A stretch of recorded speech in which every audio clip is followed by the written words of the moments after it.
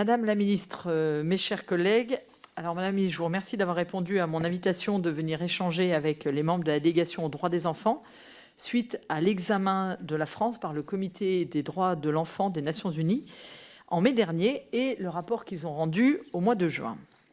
Notre pays est signataire de la Convention internationale des droits de l'enfant qui a été ratifiée par la France en 1990.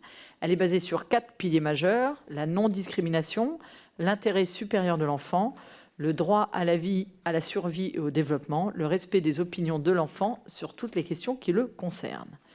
Notre pays prend très logiquement un certain nombre d'engagements, dont celui d'une évaluation de sa politique en faveur de l'enfance.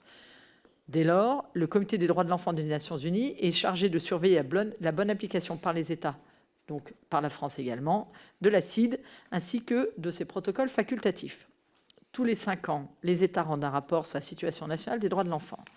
Cette année, le Comité des droits de l'enfant des Nations Unies a rendu ses observations sur l'application par la France de la Convention. Je souhaiterais rappeler les progrès accomplis et soulevés par la dernière évaluation par le Comité des droits de l'enfant, notamment comme le plan de lutte contre les violences faites aux enfants, les évolutions sur la protection dans le cadre du numérique, mais on le sait tous, il reste encore beaucoup à faire. La création de la délégation aux droits de l'enfant marque un pas de plus dans la reconnaissance de l'intérêt supérieur de l'enfant, dans la mise en œuvre des politiques publiques, et nous nous réjouissons que ce comité ait souligné cette création parmi les efforts déployés dans notre pays. Nous espérons que le Sénat nous emboîtera le pas rapidement. Lors des questions au gouvernement du 6 juin dernier, j'ai toutefois regretté que les enfants ne connaissent pas assez bien leurs droits dans notre pays, malgré l'instauration par le défenseur des droits des ambassadeurs, des jeunes ambassadeurs des droits de l'enfant, chargés de diffuser la CIDE, notamment dans les établissements scolaires. J'en veux pour exemple le débat organisé en novembre 2022 qui a mis en avant la question du harcèlement scolaire. Nombre d'enfants ne connaissaient pas la loi visant à combattre le harcèlement scolaire que notre collègue Erwan Balanant était venu à l'époque leur présenter. Cela prouve bien que les enfants ont vraiment besoin qu'on les informe sur leurs droits. La délégation a par ailleurs à cœur d'entendre le point de vue des enfants sur les évolutions législatives les concernant et à mettre en pratique l'article 12 de la CIDE. À ce titre, nous avons organisé un débat, toujours en partenariat avec l'UNICEF, autour des propositions de loi sur le numérique, s'agissant ainsi de prendre en compte la parole de l'enfant. Je suis également particulièrement attachée à un meilleur accompagnement de l'enfant dans le cadre des procédures judiciaires et je plaide, et vous le savez, pour que l'enfant, lors d'une audience en assistance éducative, soit systématiquement accompagné par un avocat. Et je salue l'avancée faite par le garde des Sceaux qui souhaite y travailler et qui a pris cet engagement dans le cadre de la loi de programmation de la justice. Donc on va pouvoir travailler et avancer sur le sujet. Alors je souhaiterais, avant de vous donner la parole, Madame la Ministre, revenir sur plusieurs points qui ont été soulevés par le rapport du comité.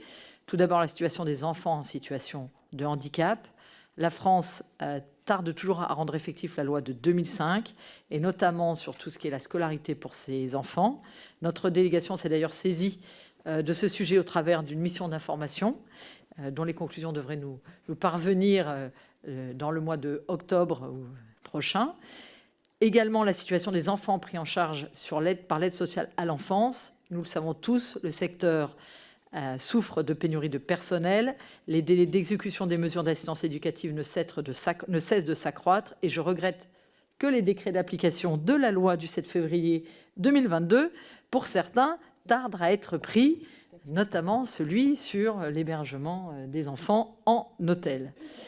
Je souligne également la situation particulière des Outre-mer. C'est d'ailleurs à ce titre que la délégation avait choisi de porter son attention pour son premier rapport sur la question des violences faites aux mineurs en Outre-mer, et a ainsi voulu manifester son intérêt pour ces territoires souvent occultés que nous continuerons à suivre puisque nous sommes en lien également avec votre collègue des Outre-mer pour essayer de le sensibiliser sur le sujet.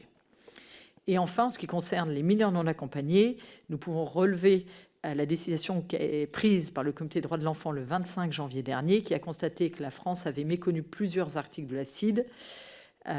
Conformément à cette décision, notre pays avait un délai de 180 jours, c'est-à-dire jusqu'au 25 juillet, pour informer le comité des mesures prises. Je vous demanderai donc, Madame la Ministre, si vous pourrez nous faire un petit point sur ces diverses observations.